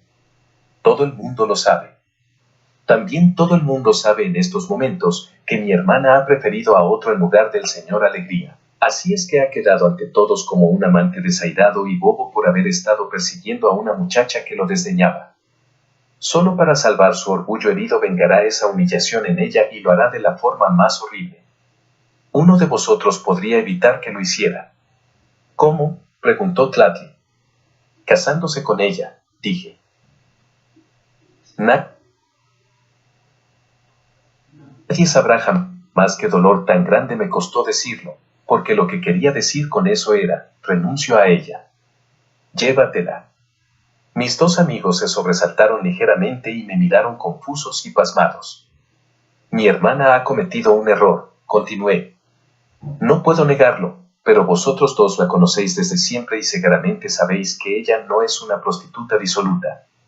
Si podéis perdonarle su mal paso y creer que ella solo lo hizo para alejar de sí la perspectiva indeseada de su matrimonio con el señor Alegría, entonces sabréis que no se podría encontrar a otra esposa más casta, leal y protectora. No necesito agregar que probablemente no encontraréis tampoco una tan bella como ella. Los dos intercambiaron una mirada inquieta. Difícilmente podría censurarlos. Esa proposición radical debió de haberles golpeado, aturdiéndoles tan abruptamente como un rayo deslumbrador mandado por Tlaloc. Vosotros sois la única esperanza de Tsitsi, dije con urgencia. Pactli la tiene en estos momentos en su poder, como una doncella que se suponía virgen y que sorprendentemente no lo era. Él puede acusarla de haberse ido a ahorcajarse en el camino. Incluso puede pedir un juicio mintiendo al decir que era su prometida en 183/846. Matrimonio y que deliberadamente lo engañó, lo que vendría a ser tanto como un adulterio y podría incluso persuadir al señor Garza Roja de que la condenase a muerte. Pero no puede hacer eso a una mujer debidamente casada o que sea pedida en matrimonio. Miré con energía a los ojos de Chimali y luego a los de Tlatli. Si alguno de vosotros diera ese paso y públicamente pidiera su mano, abatieron sus ojos desviándolos de los míos. Oh, ya lo sé. Se necesitaría tener algo de valentía y sería objeto de burla. El que lo hiciera sería tomado por el que la sedujo por primera vez, pero el matrimonio borraría esto y ella sería rescatada de cualquier cosa que quisiera hacerle Pactli. Esto la salvaría, Chimay. Sería una hazaña en verdad noble, Tlatli. Os suplico que me hagáis este favor. Los dos me volvieron a mirar y realmente había pesadumbre en sus rostros. Tlatli habló por los dos. No podemos, Topo. Ninguno de los dos. Me desilusionaron profundamente y me hirieron, pero más que eso me dejaron perplejo. Si me dijerais que no queréis lo podría comprender, pero que no podéis. Se pararon lado a lado enfrente de mí, Tlatli, rechoncho, y Chimali, flaco como una caña. Me miraron con piedad y luego se volvieron el uno al otro, y no podría decir que había en sus mutuas miradas. Titubeando, cada uno de ellos levantó su mano para tomarla del otro y sus dedos se entrelazaron. Parados allí, enlazados, forzados por mí a confesar un vínculo que yo ni remotamente había sospechado, se volvieron de nuevo hacia mí. Sus miradas proclamaban un orgullo desafiante. «Oh», exclamé, deshecho. Después de un momento les dije, «Perdonadme. No debí insistir cuando rehusasteis». Tlatli dijo, «No nos importa que lo sepas, Topo, pero sí nos preocuparía que se chismorreara». Volví de nuevo a la carga. ¿Entonces no sería para uno de vosotros una ventaja el casarse? Quiero decir solamente, llevar a efecto la ceremonia. Después de todo, yo no podría, dijo. Chimali, con serena obstinación, y no dejaría que Tlatli lo hiciera. Sería una debilidad, una mancha en nuestros sentimientos. Tienes que verlo de esta manera, Topo. Suponte que alguien te pidiera que te casaras con alguno de nosotros. Bueno, eso sería contrario a nuestras leyes y costumbres y además escandaloso. En cambio no lo es si alguno de vosotros toma por esposa a Tsitsi. Solo de nombre, Chimali, y luego. No, dijo él inflexiblemente y luego añadió quizás sinceramente, lo sentimos, Topo. Yo también, dije suspirando y dándome la vuelta me fui.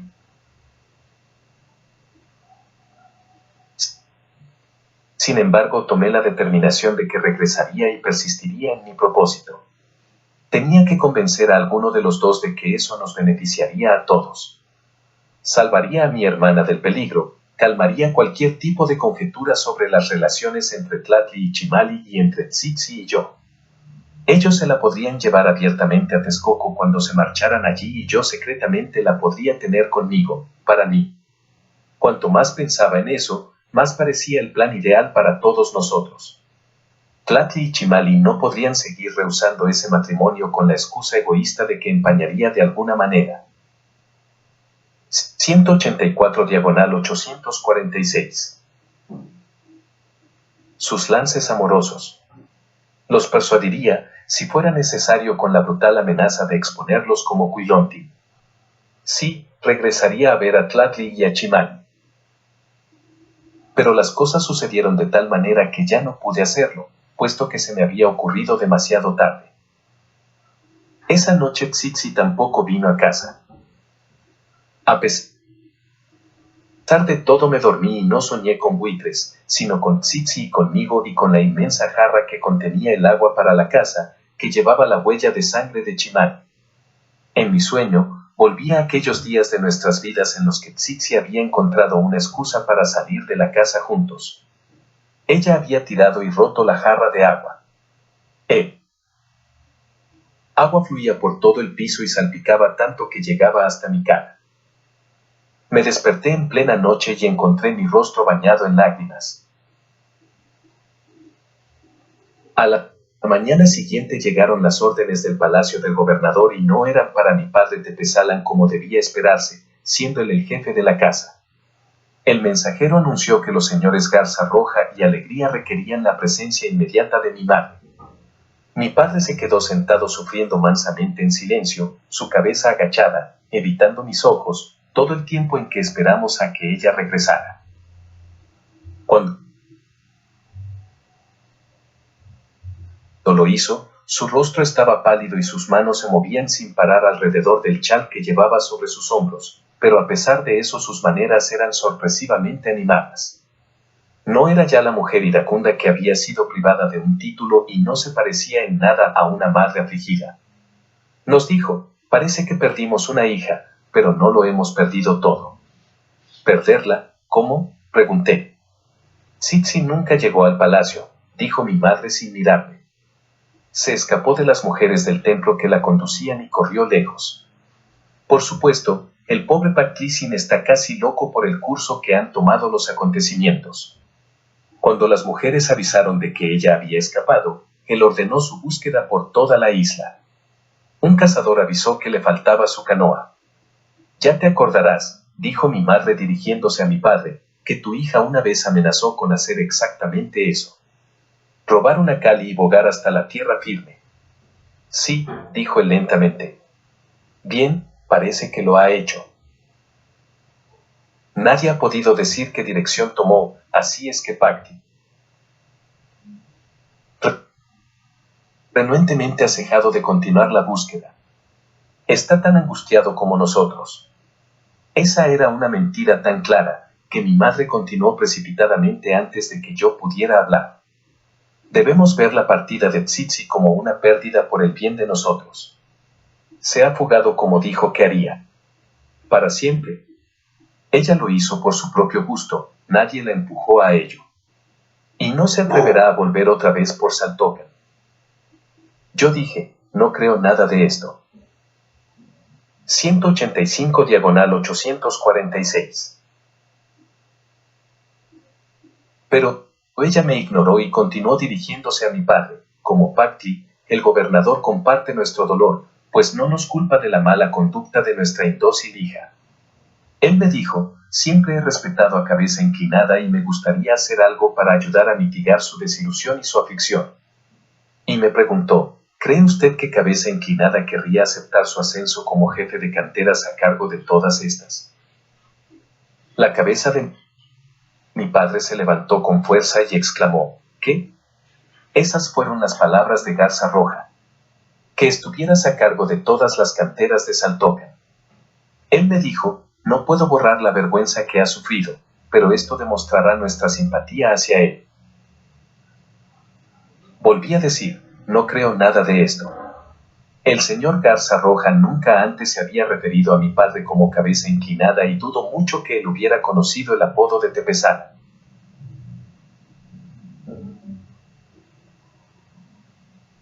Mi madre siguió ignorando mis intervenciones y dijo a mi padre, hemos sido desafortunados con nuestra hija, pero somos afortunados en tener esta clase de tecutli.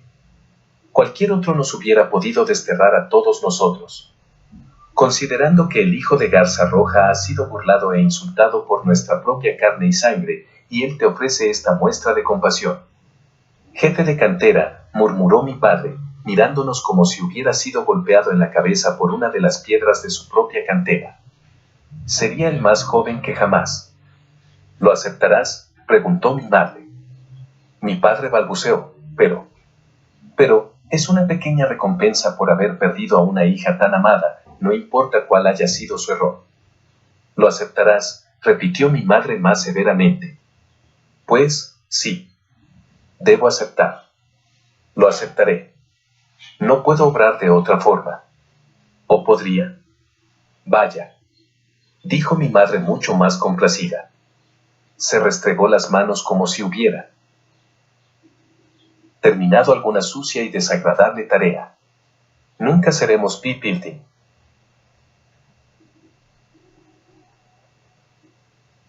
Gracias a esa mozuela cuyo nombre jamás volveré a pronunciar, pero hemos dado un paso hacia arriba entre los Macehualtin. Y mientras el señor Garza Roja esté deseoso de mitigar nuestra desgracia, todos los demás también lo estarán. Todavía podemos levantar nuestras cabezas, no bajarlas con vergüenza. Bueno, concluyó vigorosamente, debo salir otra vez. Las mujeres me están esperando para ir con ellas a barrer el templo de la pirámide. Iré contigo parte del camino, querida, dijo mi padre. Creo que echaré un vistazo a la cantera occidental mientras los trabajadores están en sus casas. Tengo la sospecha, desde hace algún tiempo, de que el maestro cantero encargado de esta ha encontrado una capa de roca importante. En el momento en que se iban juntos hacia la puerta, mi madre se volvió para decirme, oh, Misty, ¿quieres empaquetar las pertenencias de tu hermana y acomodarlas en algún lado? Quién sabe, quizás algún día mande a alguien por ellas. Yo sabía que ella jamás lo haría o podría, pero hice lo que me mandó y empaqueté dentro de varios canastos todo lo que pude reconocer como sus pertenencias. Solo dejé de empaquetar su pequeña figurita de 186 diagonal 846. Xochiquetzal, que estaba a un lado de su esterilla, la diosa del amor y de las flores, la diosa a quienes todas las muchachas rezaban para que les concediera una feliz vida matrimonial. Solo en la casa, solo con mis pensamientos, saqué la versión real de la historia de mi madre, de lo que estaba seguro que debía de haber pasado. Tsitsi no había escapado de las mujeres que la vigilaban. Estas la entregaron debidamente a Pakti en el palacio, y él en su furia, de alguna manera que no quiero ni imaginarme, la mandó matar. Su padre podría haber estado estúpidamente de acuerdo con la ejecución, pero era un hombre notablemente juicioso y no podía perdonar un crimen cometido a sangre fría, sin ningún proceso, juicio y condenación. El señor Garza Roja tuvo que escoger entonces entre llevar a su propio hijo a juicio o encubrir todo el asunto. Así que él y Pakti, y sospecho que también mi madre, la conspiradora de Pakti, urdieron la historia de la huida de Tsitsi en una canoa robada. Y para hacer las cosas más fáciles e incluso más verosímiles, y para que nadie se animara a preguntar o a reanudar la búsqueda de la muchacha, el gobernador le arrojó a mi padre un mendrugo. Después de haber ordenado las pertenencias de Tsitsi, empaqueté las que yo había traído de Texcoco. La figurita de Xochiquetzal fue lo último que puse dentro de mi ligero canasto de mimbre. Entonces me lo eché al hombro y dejé la casa para nunca más volver. Cuando caminaba hacia los muelles, una mariposa me acompañó por un rato y varias veces revoloteó en círculos alrededor de mi cabeza. Fui lo suficientemente afortunado de encontrar a un pescador que estaba irreverentemente decidido a trabajar durante el festival de Uxpanixtli y que aún se estaba preparando para partir, esperando solo el crepúsculo, que era cuando los amilotlín, peces blancos, subían. Estuvo de acuerdo en remar todo el camino hacia Texcoco, por un precio excesivo tomando en consideración lo que hubiera podido ganar en una tarde de pesca. Cuando íbamos en camino le pregunté, ¿ha escuchado si algún pescador o cazador ha perdido su canoa recientemente? ¿O si alguien ha visto alguna cali flotando lejos? ¿O si alguno ha sido robado? No, dijo. Miré atrás hacia la isla, pacífica y lozanamente verde en esa tarde de verano. Extendida sobre las aguas del lago como siempre lo había estado y como siempre lo estaría, pero ya nunca más se volvería a escuchar el sonido de las campanitas tocando, ni a tener quizás un pensamiento hacia esa pequeña pérdida. El señor Garza Roja, el señor Alegría, mi madre y mi padre, Tlatli y Chimali, todos los demás habitantes de Saltocan estaban de acuerdo en olvidar. Pero yo no. 187 diagonal 846.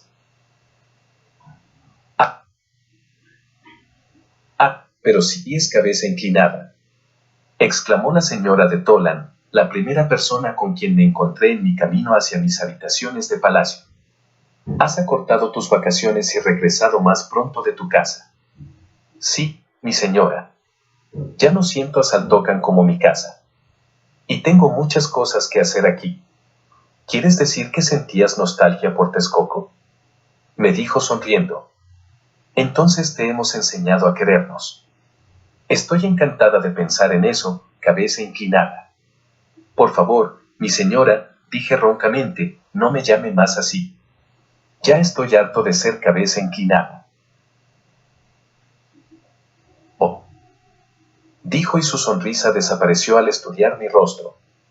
¿Qué nombre prefieres entonces? Pensé en todas las cosas variadas que había hecho y dije, Tlilectic Mistli es el nombre que me fue dado del libro de adivinación y profecías. Llámeme por lo que yo soy. Nube oscura. 188 diagonal 846. IHS. SCCM. Santificada, cesárea, católica majestad. El emperador Don Carlos, nuestro señor rey. Nuestra más alta y poderosa majestad, nuestro real soberano, desde la Ciudad de México, capital de la Nueva España, en la fiesta de Nuestra Señora de los Dolores, en el año de nuestro Señor de 1530, os saludo. Nos sentimos mucho no poder incluir en estas últimas páginas recolectadas del manuscrito los dibujos que vuestra majestad nos pide en su carta reciente, esos dibujos de personas, especialmente de mujeres, hechos por el narrador, a los que se ha referido anteriormente en esta crónica. Cuando le preguntamos al indio viejo sobre el paradero de estos, se rió ante la idea de que esos apuntes triviales e indecentes se hubieran podido guardar aquí o allá en todos estos años, aun si hubiesen tenido algún valor, pues no hubieran podido sobrevivir a través de tantos años. Nos abstenemos de deplorar las obscenidades que esos dibujos intentarían reproducir, ya que estamos seguros de que si estuvieran disponibles, no conducirían a nada a vuestra majestad. Sabemos que el sentido de apreciación de nuestro imperial soberano está basado en las obras de arte como las del maestro Matsis, en cuyo retrato de Erasmo, por ejemplo, puede sin ningún error reconocerse el rostro de éste. Las personas retratadas en la forma de pintarrajear de estos indios no se podrían reconocer ni siquiera como seres humanos, a excepción de algunos pocos de sus más representativos murales y bajorrelieves.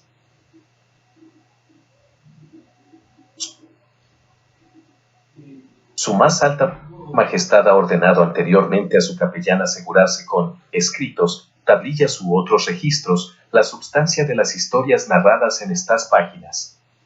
Pero podemos asegurarle, señor, que el azteca exagera desatinadamente cuando habla de escritura y lectura, de dibujo y pintura. Estos salvajes nunca han creado, poseído o preservado algunas memorias de su historia, aparte de algunos papeles plegados, pieles o artesonados representando multitudes de figuras primitivas tales como las que hacen los niños.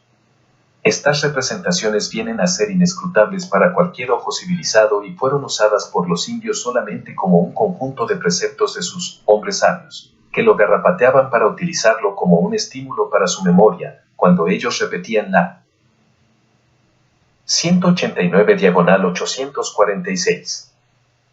Historia oral de sus tribus o clanes. Una clase de historia bastante dudosa, por cierto. Antes de que este vuestro siervo llegara a estas tierras, los frailes franciscanos enviados 5 años antes por su santidad, el último Papa Adriano, ya habían rastreado toda la tierra adyacente a esta ciudad capital. Estos buenos hombres habían recolectado, de cada edificio que todavía estaba en pie, todo aquello que podían considerar como un depósito de registro, muchos miles de libros indios, pero no habiendo recibido ninguna disposición para ellos, están pendientes hasta recibir alguna orden de la alta directiva. Sin embargo, como obispo delegado de su majestad, nosotros mismos examinamos esa voluminosa biblioteca y no encontramos ninguno que no tuviera más que figuras chillonas y grotescas. La mayoría de estas eran seres de pesadilla, bestias, monstruos, falsos dioses, demonios, mariposas, reptiles y otras cosas vulgares de la naturaleza. Algunas de las figuras tenían como propósito representar a seres humanos, pero en ese estilo de arte absurdo que los boloñeses llaman caricatura, y los humanos no se distinguían de los puercos, asnos, gárgolas o cualquier otra cosa que la imaginación pudiera concebir.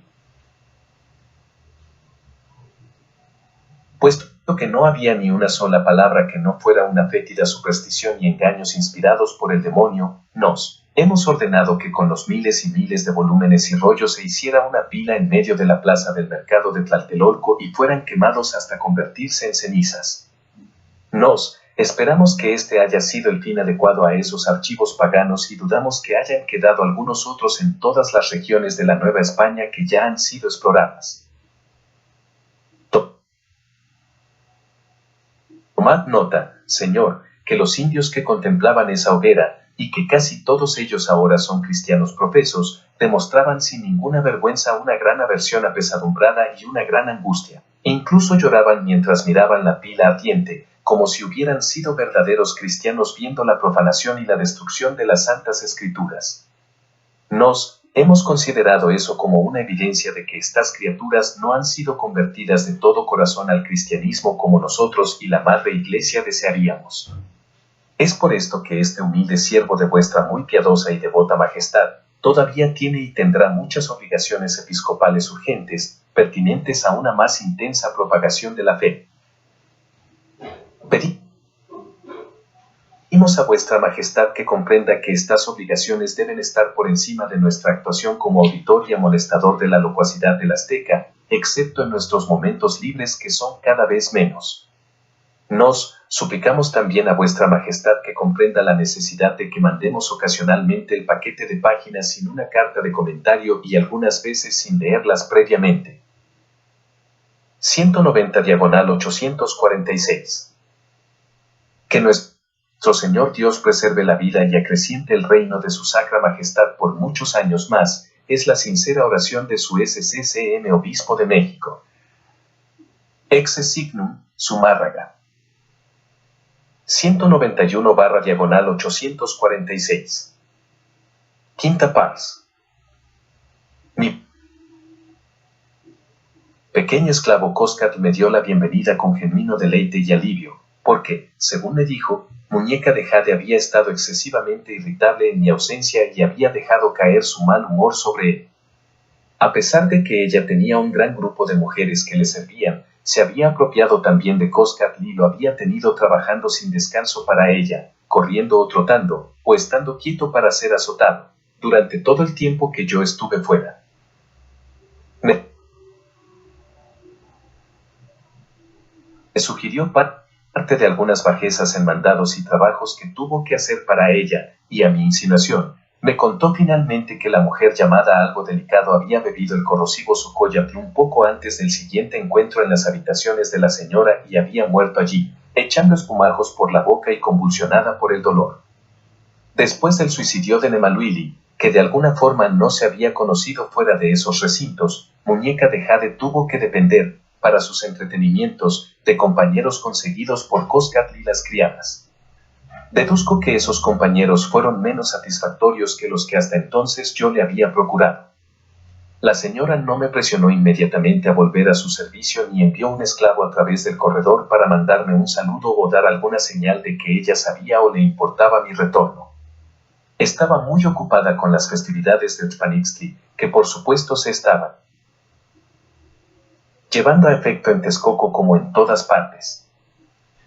Poco después, cuando terminó el festival, Tlatli y Chimali llegaron al palacio según lo previsto y Chalchionenetl se ocupó personalmente en conseguirles alojamientos, asegurándose de que su estudio tuviera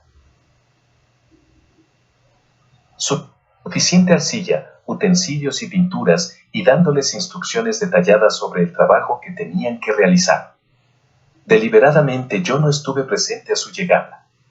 Cuando me los encontré accidentalmente, 2 o 3 días después en los jardines del palacio, solo los saludé brevemente y ellos respondieron con un tímido murmullo. Desde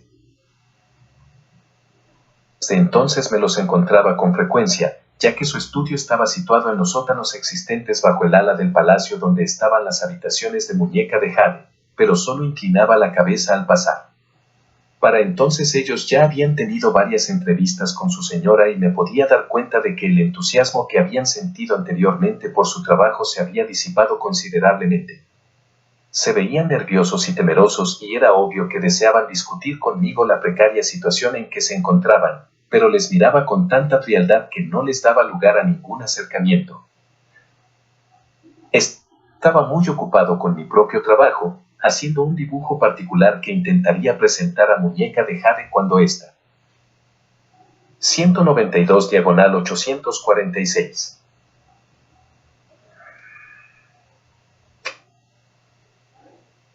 Finalmente me llamara a su presencia, y era un proyecto difícil que me había impuesto a mí mismo.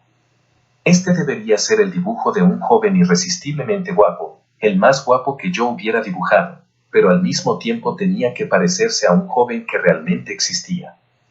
Hice y rompí muchísimos bosquejos y cuando al fin logré uno que me satisfaciera, pasé todavía mucho tiempo retocándolo y elaborándolo hasta finalizar el dibujo, confiando en que éste fascinaría a la reina niña. Y así fue. Pero si él es más que guapo, es hermoso, exclamó ella cuando se lo alargué. Lo estudió un poco más y murmuró, si él fuera mujer, sería como Muñeca de Jade. Y ella no hubiera podido decir mayor cumplido. ¿Quién es él? Su nombre es Alegría. Ayo, y debería de serlo. ¿Dónde lo encontraste? Es el príncipe heredero de mi isla nativa, mi señora. Pactlicin, hijo de Tlauquechoxin, el Tecutli de Saltocan. Y cuando lo volviste a ver, pensaste en mí y lo Dibujaste. ¡Qué detalle tan delicado! Trae. Casi te perdono el haberte ido. Por tantos días. Ahora ve y tráelo para mí. Le dije la verdad. Me temo que él no querrá atender mi requerimiento, mi señora. Packley y yo sentimos una inquina mutua. Sin embargo, entonces no haces esto para beneficiarlo, me interrumpió la joven. Me pregunto por qué haces esto por mí. Sus profundos ojos me miraron suspicazmente.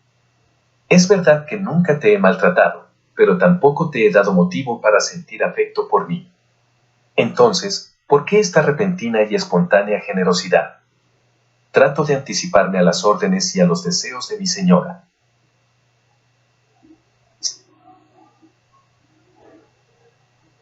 Sin ningún comentario y entrecerrando ahora sus ojos, ella tiró del cordón campana y cuando la criada se presentó ordenó que llamaran a Chimali y Tlatli. Ellos llegaron, mirando atemorizados y aprensivos, y Muñeca de Jade les mostró el dibujo. Vosotros dos venís también de Saltocan. ¿Reconocéis a este joven? Tlatli exclamó, Packley, y Chimali dijo, sí, es el señor Alegría, mi señora, pero... Le lancé una mirada que le hizo cerrar la boca antes de que pudiera decir, pero el señor Alegría no es tan fino como aquí. Y no me importó que Muñeca de Jade interceptara mi mirada. Ya veo, dijo ella arqueando las cejas como si me hubiera comprendido. Podéis iros. Cuando Chimali y Tlatli dejaron la habitación, me dijo, mencionaste una inquina. Seguramente alguna mezquina rivalidad romántica y supongo que el joven noble fue preferido a ti. Así es que sagazmente arreglaste una última cita para él, sabiendo que sería la última.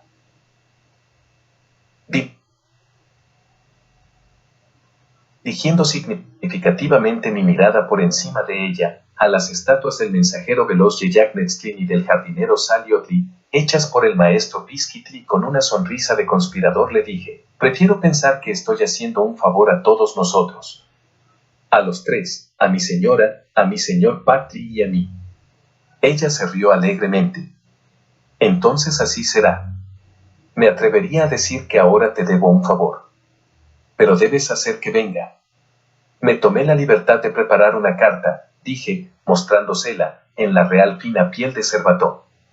Con las instrucciones usuales, a medianoche por la puerta este. Sí, mi señora. Pone su firma en ella e incluye el anillo. Casi puedo garantizarle que el joven príncipe vendrá en la misma canoa que llevará el mensaje. 193/846. Mi listo trae, dijo ella, tomando la carta y poniéndola sobre una mesa en donde había un pomo de pintura y una caña de escribir.